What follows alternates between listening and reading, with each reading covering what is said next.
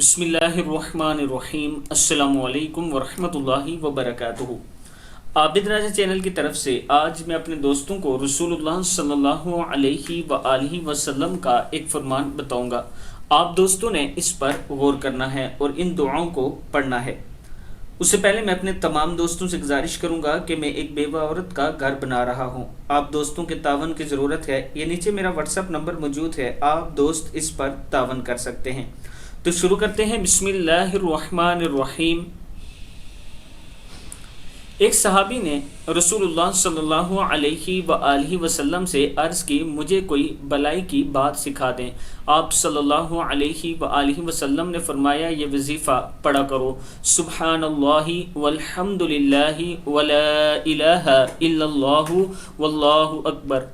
اس نے عرض کی، اے اللہ کے رسول، یہ تو اللہ کے لیے ہے، میرے لیے کیا ہے؟ آپ صلی اللہ علیہ وآلہ وسلم نے فرمایا، جب تم کہو گے سبحان اللہ الحمد للہ لا الہ الا اللہ اللہ اکبر، اللہ تعالیٰ فرمائے گا تو نے سچ کہا، اور جب تو کہے گا اللہم اغفر لی، اے اللہ مجھے معاف کر دے، اللہم ارحمنی، اے اللہ مجھ پر رحم فرما، اللہم ارزقنی، اے اللہ مجھے رزق عطا فرما، اللہ تعالیٰ فرمائے گا میں نے یہ سب کچھ تمہیں عطا کر دیا ہے۔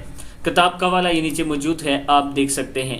میں اپنے دوستوں سے گزارش کروں گا کہ ان دعاؤں کو یاد کر لیں اور صبح و شام ضرور پڑھا کریں۔ السلام علیکم ورحمۃ اللہ وبرکاتہ۔